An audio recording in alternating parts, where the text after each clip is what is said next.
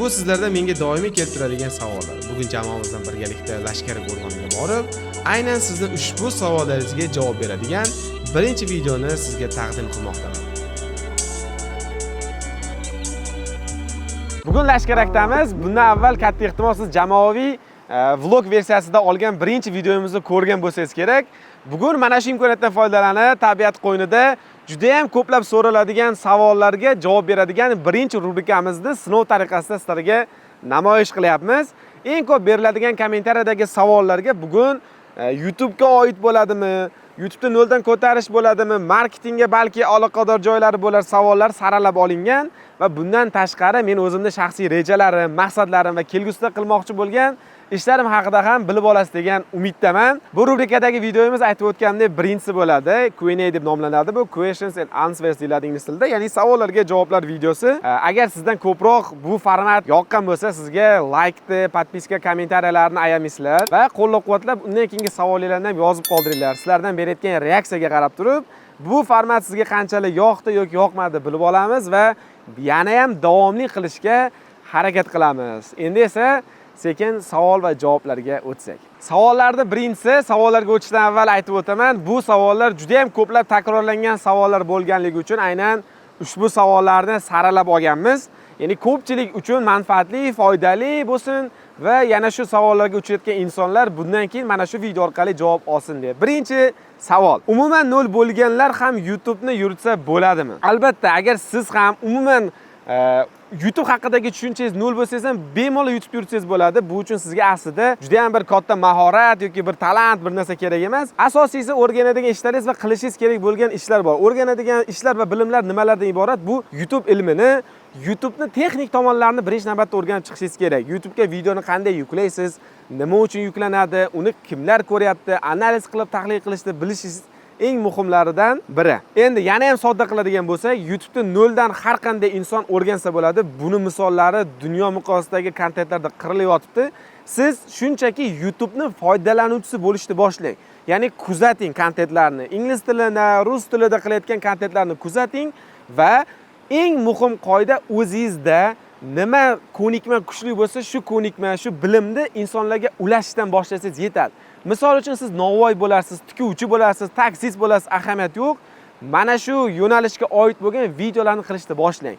Sizda shu kasbni, shu mutaxassislikni egasi, shu hunarni egasi deb insonlar tanishni boshlasin va mana shu kontentga qiziqayotgan insonlar sizni kuzatib, sizning atrofingizda jamiyat to'planishni boshlaydi, auditoriya to'planishni boshlaydi. Bu degani nima? Siz montaj yoki bo'lmasa boshqa ko'nikmalarga o'tishdan avval shunchaki mana shu o'zingizning sohangizga oid bo'lgan bilimlarni ulashishni, gapirib berishdan boshlasangiz yetarli. Bu uchun professional kamera hech narsa kerak emas. Juda bo'lmasa tanishingizni sal sifatliroq telefonni olib turib video olib shunchaki boshlasangiz bo'ladi. YouTube ga esa videoni qanday qilib noldan boshlash kerak va barchasi haqida men bepulga video qilib qo'yganman. Buni siz chuqurroq o'rganishni xohlasangiz, tezroq va qadam-ba-qadam, ketma-ketlikda o'rganishni xohlasangiz, men pastda havola qoldirib qo'yaman. YouTube hamma uchun to'g'ri keladigan deb nomlangan, ya'ni hamma uchun YouTube deb nomlangan bizni maxsus dasturimiz bor, produktimiz bor. Bu yerda YouTube'da hech narsani tushunmagan inson ham bemalol kirib, qadam-ba-qadam o'rganib borsa bo'ladi. Men bu bilan nimadir sizlarga reklama qilmoqchi emasman. Faqat aytib o'tmoqchiman, tezroq, qadam-ba-qadam, ketma-ketlikda haqiqatan o'rganmoqchi bo'lgan insonlarga tavsiya qilaman. Har qanday inson bemalol ko'rib YouTube haqida o'rgansa bo'ladi. Faqat o'zi ham bemalol YouTube ga kirib, o'rganib, bilimlardan foydalansa bo'ladi. Buni ham o'zingizlarga inobatga olib qo'yasizlar. Kimga bu qulay, kimga bu yo'l qulay. O'zingizlarni tanlayveringlar. Men esa ikkinchi savolga o'taman. Undan keyingi kommentariya. Men 2022-yil YouTube kanal ochib qo'ygan ekanman. Endi yurgizib boshladim. Prosmotrlar yaxshi, lekin obunachilarim endi ko'payapti. Men keyin biznes bilan shug'ullanaman. Facebook, Instagramda o'z ashularimni aytib yuraverman-u, YouTube ga qiziqmay debdilar. Shunaqa YouTube ga qiziqish kerak, chunki YouTube'da boshqa platformalardan ustun tomoni, zo'r tomoni va unikal tomoni siz bir video tayyorlab qo'ysangiz ham, u doimiy ravishda kelajakda ham rekomendatsiya beraveradi. Bu 5 yil bo'ladimi, 10 yil bo'ladimi, 7 yil, 3 yil ahamiyati yo'q. Siz bitta video qilasiz. Agar bu videoyi sizni doimiy mijozlarning oqimini olib keladigan qilib to'g'ri strukturada qilingan bo'lsa, tayyorlangan bo'lsa va qarabsiz siz bitta video bilan davomli mijozlarni oqimini ta'minlay olasiz. Agar biror bir biznesda bo'lsangiz, sizga mijozlar kerak bo'lsa, agar hunaringiz bo'lsa ham bemalol o'sha hunaringiz orqali o'zingizni mijozlaringizni ko'paytirishingiz mumkin. Shuning uchun yutib o'tgan ekansiz, tabriklayman, gazini bosish kerak. O'zingiz aytganingizdek, boshqa platformalarda ashula aytishni davom ettirmasdan yutda mehnat qiling. Katta rahmat. Lekin bir savolim bor edi. Siz o'zingiz ham qayerdadir YouTube uchun o'qiganmisiz debsiz. Bu o'zi katta bitta video. Qisqaroq aytishga harakat qilaman. Men YouTube sohasiga kirib kelgan vaqtlarimda ko'pchilik O'zbekiston YouTube sohasidan chiqib ketgan. Nima uchun? 2016-yildan 2019-yil orasida edi, aniq eslolmayapman qaysi yilida monetizatsiya o'chganini. O'sha vaqtda monetizatsiya o'chgandan keyin O'zbekiston juda ko'p YouTube sohasidagi insonlar YouTubedan chiqib ketgan, ya'ni daromad qolmadi, boshqa narsa qolmadi deyishganda boshqa platformalarga o'tib ketgan. Men esa aynan YouTubega qiziqib, o'rganib kelgan vaqtlarim shu davrga to'g'ri kelgan. Hamma chiqib kelganda, chiqib ketayotganda men kirib kelishni boshlaganman. Va o'sha vaqtda shunchaki foydalanuvchi sifatida qiziqib, bepul videolar ko'rib, har xil o'zimcha videolarni joylab ko'rib, o'chirib tashlab va sekin professional faoliyatimni boshlaganimda meni marketolog ekanligim menga juda ham qo'l kelgan. Marketolog bo'lganim uchun marketing sohasida Abdusattor Abdurahimov bilan Dizipro loyihalarini, Najot Nur bilan shaxsiy brend loyihalarini va shunga o'xshash bir talay keyslarimiz bor, xudoga shukr 50 dan ortiq. Shu vaqtda marketolog bo'lib yurganimiz, ya'ni meni o'zim qo'l kelgan har bir platformani auditoriyasini o'rganay olganman. O'rganishni bilganman, tahlil qila olganman, tadqiqot qila olganman, marketing bilimlarini o'rganishni davomida bu har bir platformani va auditoriyani tushunib borganman. Siz auditoriyani tushunib borsangiz, ularga nima kerak ekanligini bilsangiz, platformani algoritmlariga moslashib olish juda ham oson bo'ladi. Va qarabsizki, kirishib ketishlikdagi eng qiyin bo'lgan, hamma to'silib qoladigan barrierlar ochilib ketiladi. Ya'ni YouTube sohasining ichida ham bu marketing bilan uzviy bog'liq. Meni marketolog ekanligim bundan qo'l kelgan. Endi YouTubening texnik bilimlarini va undan keyin YouTube professional bilimlarini olganmisiz desangiz, ha, albatta o'rganganman. O'zbeklarda yo'q bu YouTubega oid kurslar. Bepul kontentlar bor albatta. Lekin bepul kontentlar hamma joyda bor, bilamiz. Ya'ni bu mavzularda chuqurroq tahlillarni men ruslardan, ismlarini to'g'ri eslab qola olmaganman. Menga shaxslardan ko'ra keyslari va ular nima o'rgatish qiziq bo'lgan. Balki bu haqida aytganimdek batafsilroq video tayyorlasam, ro'yxat qilarman. Inglizlardan, hindlardan hatto o'rganganman va mana shu bilimlarni jamlab ingliz tilida, rus tilida tarjimalar qildirib, hatto til bilmagan vaqtlarimda o'zimizni mahalliy auditoriya uchun, xalq uchun adaptatsiya qilganman. Ya'ni moslashtirib, bu to'g'ri kelar ekan, bu to'gri kelmas ekan.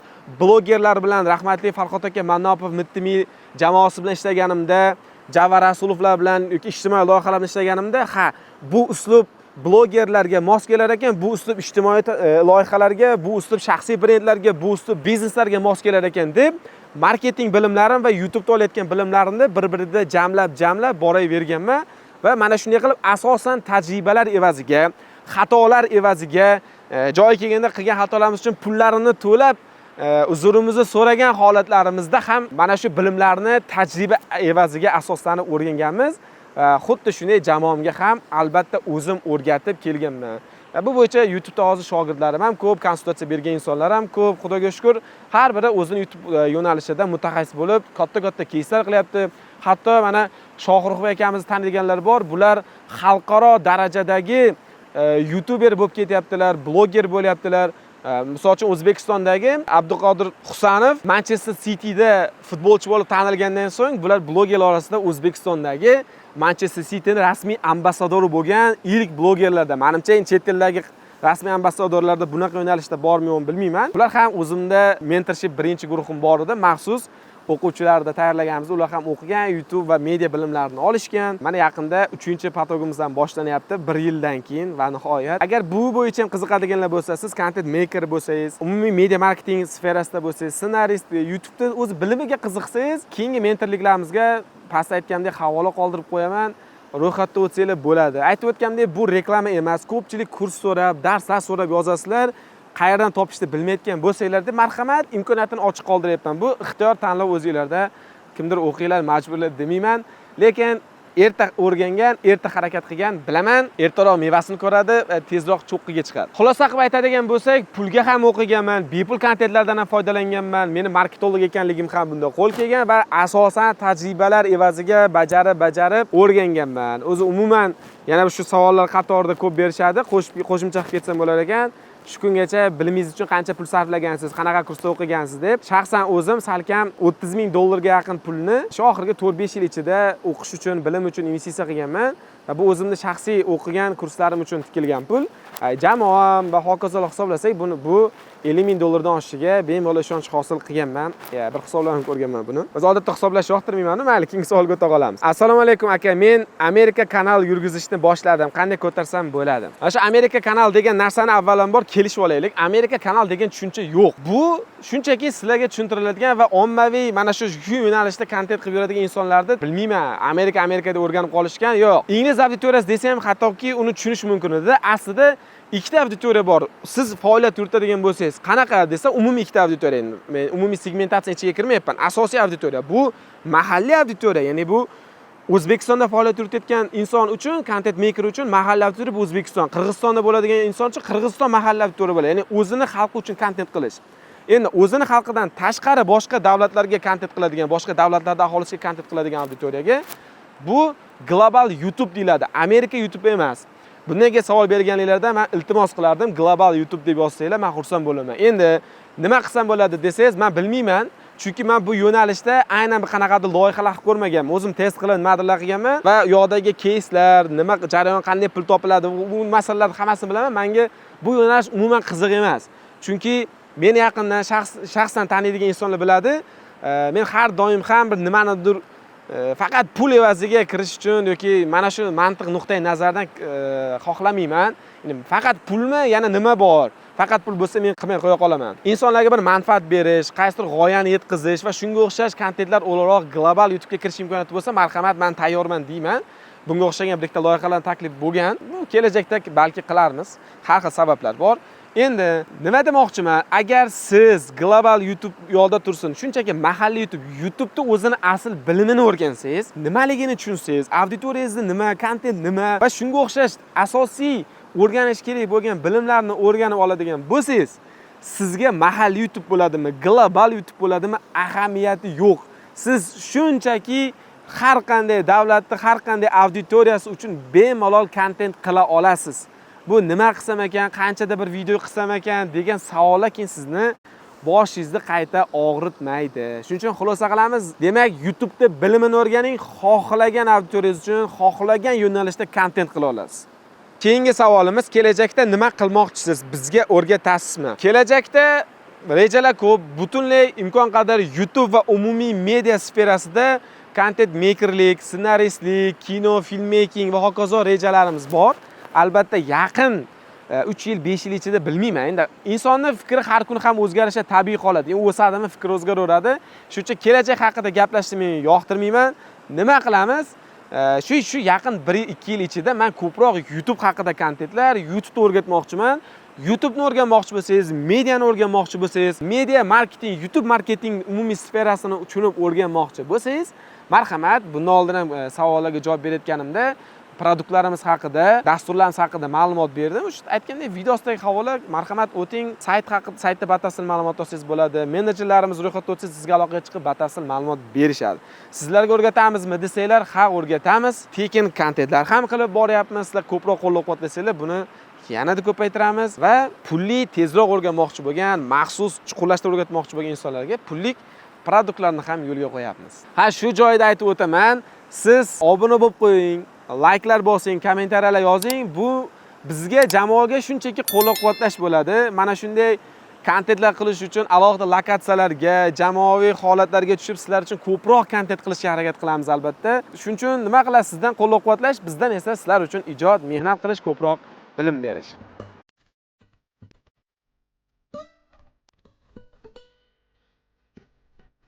Mana lokatsiyani ham, joylarni ham o'zgartirib oldik. Savol-javobni davom ettiramiz. Choyimni ham yangilab issiqqina qilib oldim. Havo sovuq, bilmayman, 4-5 gradusmi balki yoki bilmayman, 10 12 gradusga qarolmadik, internetimiz yo'q. Farg'onadamisiz? O'rgatasizmi ofisingizga borsak debsiz? Yo'q, Farg'onada emasmiz. Ofisimiz Toshkentda. Albatta Toshkentga kelsangiz, ofisda qatnaydigan bo'lsangiz ham o'rgatamiz. Onlayn xohlasangiz onlaynda ham, xohlang konsultatsiya, xohlang xizmat ko'rsatish, xohlang darsliklar. Undan keyingi savol. Aka, YouTube kanalni qayerda ishonchli sotsa bo'ladi? To'g'risi men YouTube kanal oldi sotdilar bilan shug'ullanib ko'rmaganman, kuzatganman, bilganman. Bunda ozgina to'g'ri emas bo'lgan yo'llar bor. Pulga aldanib qolishlar shuning uchun bilmayman, qiziqmayman, tavsiya ham qilmayman va bu narsa menga kerak emas, sizlarga ham tavsiya qilmayman. Odamning o'z mehnati bilan qilgan narsaga yetmaydi hech narsa. Chunki butunlay boshqa yo'nalishda agar kanal sotib olib turib sizga uni auditoriyasi uchun kontent qiladigan bo'lsangiz, bu keraksiz obunachi sizga. Undan ko'ra o'zingiz 100 tagina bo'lsa ham obunachi qilsangiz va o'sha 100 ta obunachi sizning kontentingiz uchun obuna bo'lgan bo'lsa, bunga yetadigani yo'q. Shu 100 ta obunachi bilan ham bemalol sotuvlar qilsangiz bo'ladi kerak bo'lsa. Hatto bitta obunachi bilan ham. Keyingisi nima? Men kayfiyat gapiryapsan. Yaxshi gapiryapman. Hozir sovqotyapman. Desam. Men unda kayfiyat gapiryapman. Yaxshi, asam buzildi. Hozir mikrofon yoqmaganing uchun. Gapirganimdagi mikrofon o'chib ekan. Aslında o'chirib qo'ydik. Ha, bo'pti, qarang, so'radim-da boya. Bu normal kirishib olyapman. Asab buzib ketyapti, qo'yaverasizlar. Ovqatlanmaganman. Davom etaveraymi? Zapis bormi? Keyingi savolga o'tamiz. Assalomu alaykum aka, men uzun video qo'yaman. 3-4 soat ichida 1000 tacha prosmotr oladi va to'xtaydi va prosmotr olmaydi. Nega bu yaxshilanadimi? Bu kanal analiziga oid bo'lgan savol. Kanalingizda nima yo'nalishda, qanaqa auditoriya, siz oldin qanday kontentlar qilgansiz, nima xatolarga yo'l qo'ygansiz, nima foydali ishlar qilgansiz? Kanallarga umumiy analiz qilmasdan turib men javob bera olmayman. Bu savolga qarab turib kimdir javob bersa, shunchaki anaqa qilsang yaxshi bo'lib ketadi desa, u javobga ishonishingizni ham tavsiya bermayman. Chunki har qanday muammoni yechimi to'g'ri diagnozga bog'liq. Siz doktorga borsangiz ham, sizni kasallingizni aniqlashdan avval qon topshirtiradi, uni so'raydi, buni so'raydi, qoningiz og'ridimi, oxir marta nima bo'ldi, qachon, hokazo deb maksimal darajada to'g'ri diagnoz qo'yishga va shunga qarab to'g'ri davolaydigan tashxisni qo'yib beradi. YouTube kanali ham, har qanday faoliyat ham shunga bog'liq. Siz to'g'ri tashxis qo'ysangiz, 80% muammongiz hal degani. Demak, to'g'ri tashxis qo'yish uchun buni ichki muammolarni o'rganib chiqish kerak. Buni o'rganmasam, bunday qilsang yaxshi bo'lib ketadi, deyaptimi? Ozgina samniydi. Ya'ni ehtiyotinglar qilaverasizlar. Keyingi savol. Aka, yangi kanal ochuvdim, 13 ta short joyladim. Hammasi 10 tadan prosmotr yig'ibdi xolos. Bu yoqda savol yo'q ekan. Bilmayman. Demak, siz shorts kontentlar bilan ko'proq va yaxshiroq ishlashni o'rganishingiz kerak. Ya'ni bu yoqda bilim yetishmovchiligi katta ehtimol. Agar bilim yetishmovchilikda hammasi chotki bo'ladigan bo'lsa, demak, stabillikda, disiplinani ushlaysiz, ya'ni davomli kontent qilasiz. Bu yoqda to'liq savol bo'lmagani uchun nima deyishni ham bilmadim. Monetizatsiyaga qanday tez ulash va qanday to'g'ri ulash haqida soddaroq tushuntiring. Monetizatsiyaga ulash bo'yicha YouTube videomiz bor maxsus. Men bu yoqda menimcha chiqaramiz. Ko'rsangiz bo'ladi bemalol. Monetizatsiya videosini sodda tushuntiraman. Siz 1000 ta obunachi yig'ishingiz va sizning kontentlaringizni ko'rayotgan jami insonlarni soati yig'indisida 4000 soatdan oshgan bo'lishi kerak. Eng asosiy qoida shu. Agar siz uzun, ya'ni long videolar qiladigan bo'lsangiz, bu nima degani? Misol uchun siz 20 daqiqalik yoki 60 daqiqalik video qilyapsizmi? Misol 20 daqiqadan deb hisoblab ko'rsak. Demak, har bitta odam sizning videongizni 20 daqiqa boshdan oxirigacha ko'rganida 20 daqiqani nechta inson to'liq ko'rsa 4000 soat bo'ladi. Shuni yig'indisini hisoblaysiz xolos. Nechta odam ko'rsa 20 ga 20 ni ko'paytirsak 400, 200. 20 daqiqalik videongizni kamida adashmasam 200 ta odam ko'rish kerak bo'ladi. Agar insonlar 20 daqiqalik videongizni 10 daqiqadan ko'radigan bo'lsa ham, demak siz 200 ta emas, 400 ta inson sizning videongizni ko'rish kerak. Qarabsizki, 4000 soat sizda yig'ilgan bo'ladi. Endi hozir bunaqa monetizatsiyaga ulash uslublarini yo'nalish ko'paytirib tashlagan, kimdir short yo'nalishlarda kontentlar qilib turib ham monetizatsiyaga ulasa bo'ladi. Bu oxirgi 90 kun ichida, misol uchun bugun video qo'ygansiz, oldin ham qo'yib kelgansiz. Bugundan orqaga qaraganda 90 kun ichida siz agar 10 million ta prosmotr jami yig'a olgan bo'lsangiz, sizning ham kanalingiz monetizatsiyaga ulanadi. Yana ham sodda uslub bor. Men o'zimning kanalimni mana shunday qilib ulaganman. 3 ta video YouTube'ga long video qo'yiladi va maxsus zaявка jo'natish orqali buni hal qilsa bo'ladi. Endi mana shu joyda sizda ikkita tanlov bor. Xohlasangiz men bepul tepada chiqargandek videoni ko'rib turib o'zingiz monetizatsiyaga ulasangiz ham bo'ladi. Agar ulashga qo'rqsangiz, ikkilansangiz, eplolmayotgan bo'lsangiz, mana shu telefon raqamlar va chiqargan adminimizning profiliga aloqaga chiqib turib, bemalol kanalingizni monetizatsiyadan xizmat haqqi evaziga o'tkazsangiz bo'ladi. Agar bunaqa yordam kerak bo'lsa ham qo'limizdan kelgancha yordam beramiz. Chunki ko'pchilik haqiqatda so'rashadi, juda ko'pchilik. Bitta shu monetizatsiya videomiz orqasidan sanaganimiz o'zi 500 tadan ko'p odam yozgan. Lichkalarimizni topib, bu kommentariyalardan aytmayapman. Agar bilmayman, umumiy hisoblasak 1000 tadan ko'pligiga ishonaman. Bitta video orqasidan kelgan savollar. Shuning uchun ko'pchilik iltimos qilganiga bu xizmatimizni ham sizlarga ochib qo'yganmiz. Tanlov o'zingizlardan. Assalomu alaykum aka, uzun videolar 1,5 minut, 2 minut bo'laveradimi? Qisqa qilib javob beradigan bo'lsak, ha, bo'laveradi bemalol. Agar formatini shu 16 ga 9 formatda qilib syomka yoki video tayyorlagan bo'lsangiz. YouTube videolaringiz to'xtab qoldi. Nega? Biz bir tadqiqot o'tkazgan edik. Albatta orada 7 oydan oshiqroq muddatda videolar to'xtatib qo'ygan edik. Ya'ni bir video orqasidan doimiy kanalda aktivligini ushlash, uni prosmotrlarini oshib borishligi, obunachilar ham uzluksiz agar siz to'g'ri o'sib borishligi, ya'ni obunachilarni agar siz to'g'ri videolarni to'g'ri yo'nalishda, to'g'ri strategiya bilan kontent qiladigan bo'lsangiz va sizning kanalingiz doimiy o'sishda davom etishini o'zimiz uchun o'zimizni kanalda isbotlash uchun mana shunday strategiya tuzgan edik o'tgan yiliga va mana bu yildan ko'ryapsizlar, bu narsani isboti skrinshotlarda ham ko'rsatamiz.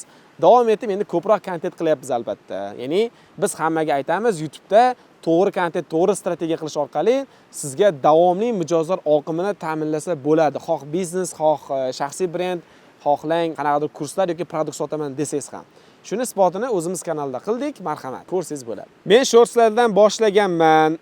Endi long videolar qo'shtirsam bo'lararmikan? Menimcha savol short videolar qo'yganman, endi long video, ya'ni katta videolar qo'ymoqchi ekan. Qo'shtirsam bo'lararmikan deyishgan. Men katta videolarga alohida, kichkina videolarga, ya'ni short videolar uchun alohida kanal qilish tavsiya qilaman. Bu haqida batafsil tadqiqotlar qilgan videomiz bor. Uyini ham bu yerda tepada chiqaramiz. Bemalol marhamat ko'rsanglar bo'ladi. Keyingi savolga o'tamiz. Menda musiqa uchun copyright beryapti. Shuni qanday hal qilsam bo'ladi? Oldindan rahmat. Buni oson ikkita sodda uslubi bor. Agar faqat musiqa uchun copyright berayotgan bo'lsa, YouTube'da o'zini maxsus librarysi bor, ya'ni kutubxonasi bor, audio kutubxonasi. U yerdagi musiqalardan foydalansangiz sizga copyright bermaydi. Ikkinchi uslub, Envato va shunga o'xshash platformalar bor. U yerdan maxsus obunaga sotib olib turib pulga sotib olasiz va u yerdagi litsenziyalarini kontentlaringizga kiritib qo'yadigan bo'lsangiz, sizga hech qanaqa copyright deyarli kelmaydi.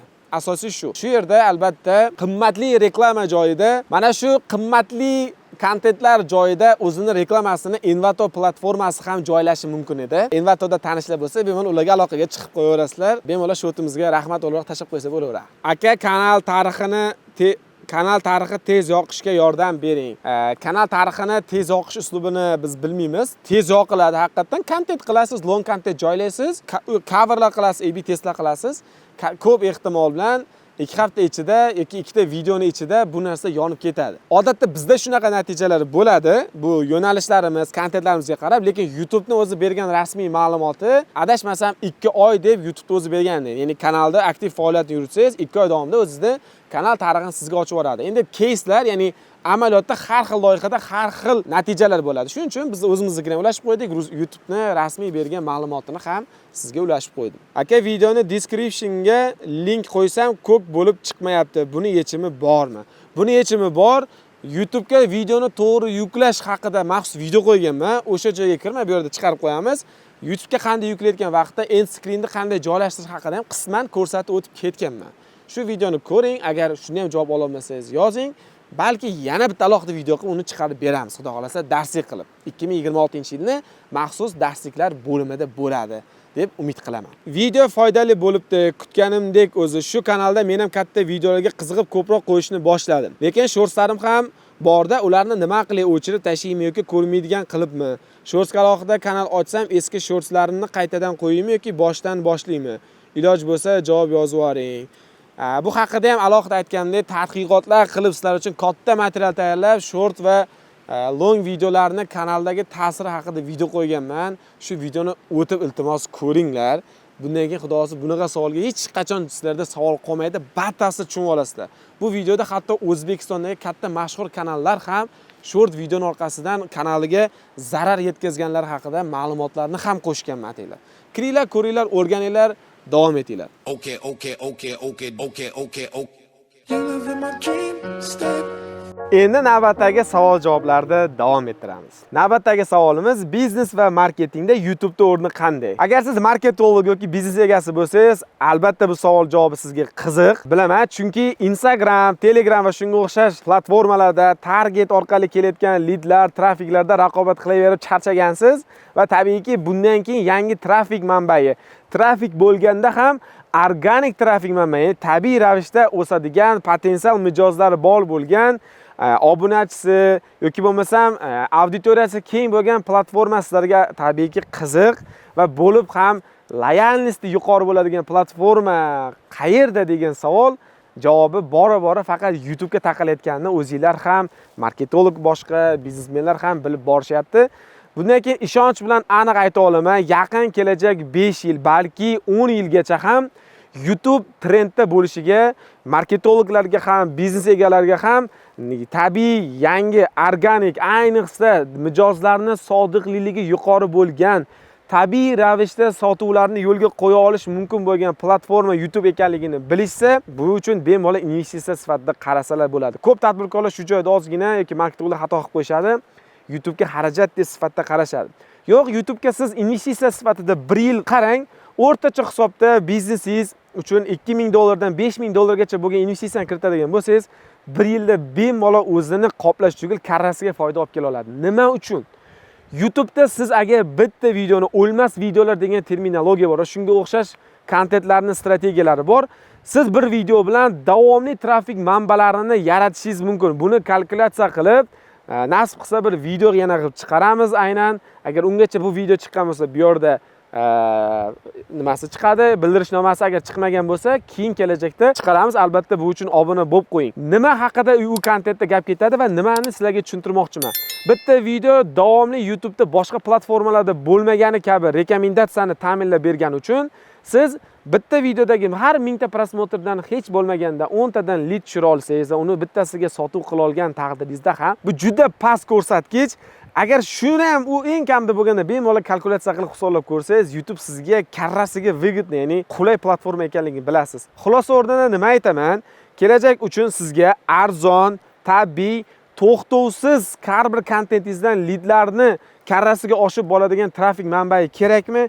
Bo'lib ham ularning loyalnosti yuqori bo'lishi, kamroq lead tushgan taqdirda ham, sizda call centerlaringiz sotuv qobiliyati past bo'lganda ham shunchaki mana pul, menga mana shu mahsulotni bering yoki mana shu narsa kerak deb turib mijozlar o'zi pulni ko'tarib kelishlikka tayyor holatda ko'rishni xohlaysizmi? Marhamat, YouTube ga kiring. Shunda sotuv bo'limi bilan ham qiynalib, sotuvchilarni ustida ishlashlikka u qadar qiynalmaysiz. Albatta sotuv muhim emas demayman, lekin bu yerda sizni leadlaringiz, kelayotgan klientlaringiz tayyor pulni ko'tarib kela oladigan holatda qizdirib olib kelish mumkin bo'lgan platforma bo'lgani uchun, loyalnosti yuqori bo'lgani uchun sotuvchilardan u qadar katta sotuv mahorati talab qilinmaydi. Buni shu vaqtgacha YouTube'dan kontent qilib, bu orqali sotuvlarni qilganlar meni fikrimni tasdiqlashlariga ishonaman. Buni isbotini ko'rganlar bo'lsa, kommentariyada yozib qoldirsanglar ham xursand bo'laman. O'zi aytgandek, bu video katta, shu yerda o'zi menimcha xulosa hamma uchun yetarli. Keyingi 5 yil ichida raqobatchilaringizdan oshib ketmoqchimisiz? Sotuvlaringizni stabil daromadga olib chiqmoqchimisiz? Doimiy organik, loyalnosti yuqori bo'lgan trafiklar manbai sizga kerakmi? Va bu narsa trafiklar tushib chiqish emas, aksincha davomli ravishda ko'payib boradigan arifmetik progressiya, joyi kelsa geometrik progressiya orqali o'sishini xohlayapsizmi? YouTube siz uchun bosing, investitsiya qiling 1 yil. Marhamat, natijasini ko'rasiz. Buni ishonch bilan ayta olaman. Faqat to'g'ri mutaxassislar bilan to'g'ri strategiya bilan ish qiling. Kommentariyalarni o'qishda davom etaman. Assalomu alaykum, yaxshimisiz? Men ham yaqinda YouTube kanal ochdim. Sizdan ilhomlangan holatda. Bu uchun juda ham xursandman. Mana shunday kommentariyalar bilan ko'proq men yana ham ijod qilgim keladi. To'xtamang, davom eting. Amerika YouTube haqida gapirgan, Amerika nishalar haqida odamlar yaxshi pul topishsin. O'zbek kanalidan foyda yo'q. Amerikan kanalida esa ming patch bilan bu nom topish mumkin. Endi har kimda tanlovi. Amerika kanalida davom etmoqchimiz. Marhamat, bizning yo'nalishimiz aniq. Sizga shu Amerika deb o'ylayotgan yo'nalishingiz qiziq bo'lsa, omadingizni bersin deymiz, nima deymiz? Muhimi o'zingizning maqsadingiz gazini bosing, to'xtamang. Asosiysi shu. Nomer yozsam qabul qilmayapti, SMS kelmayapti. Juda ko'p beriladigan savol. Shunchaki hozircha Beeline raqamdan foydalaning, shu ishlayapti. Bo'ldi. Shuni sinab ko'rsangiz bo'ladi. Beeline raqam yo sotib olasiz, yo bor insonligidan foydalanasiz. Bo'ldi. 1000 ta kommentariy bo'libdi. Video darslik beraman degan edingiz. Xudo xolasa 2026-yilga mana shu darslikni rejasini qilyapmiz. Albatta sizlarga buni taqdim etamiz. Bu va'da esimizda. Buni hozirda o'zida ham o'zimizcha not qilib yozib qo'yapmiz, ya'ni eslatma qilib olib qo'yapmiz. Qolgan barcha like bosib, qo'llab-quvvatlagan ilhom olamiz. Ishlaringizga omad deb yozganlar uchun albatta harakatlanamiz. Shu bilan savol-javoblarning birinchi videosini yakunlaymiz. Meni qo'llab-quvvatlab, like bosib, podpiska bosib, obuna bo'lgan, kommentariy yozib qo'llab-quvvatlayotgan barchaga tashakkurimni bildiraman, rahmat aytaman.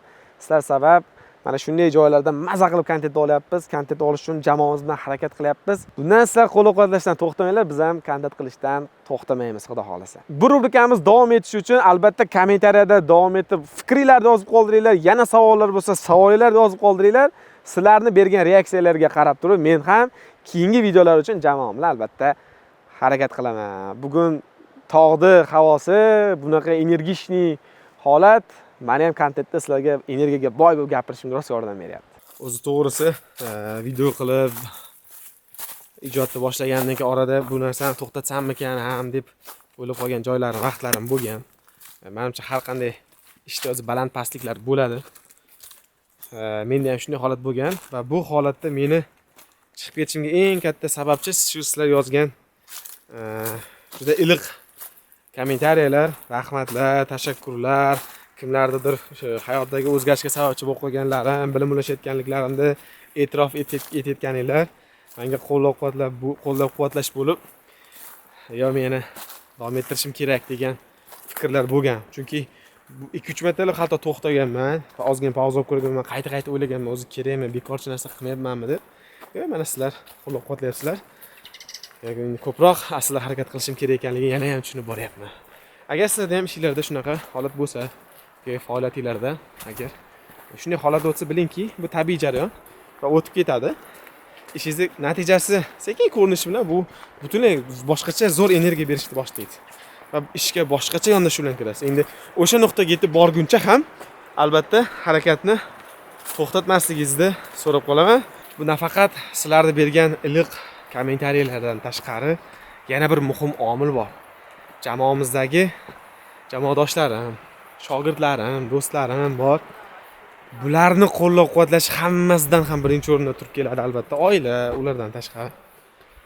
Yigitlar baraka topsin, mana hozir ham shu shogirdlarim, jamoamdagi insonlar, do'stlarim, sheriklarim, hatto biznesdagi bular meni shu qo'llab-quvvatlab keladi. Har doim mana hatto hozir ham ko'rishinglar mumkin, bunaqa narsalarni ko'tarib, pastdan yordamda kontent uchun yo'lda tillayam ketyaptilar. Bular uchun ham alohida bir kommentariya yozib, baraka topinglar deb qo'ysanglar, men vafsha xursand bo'laman.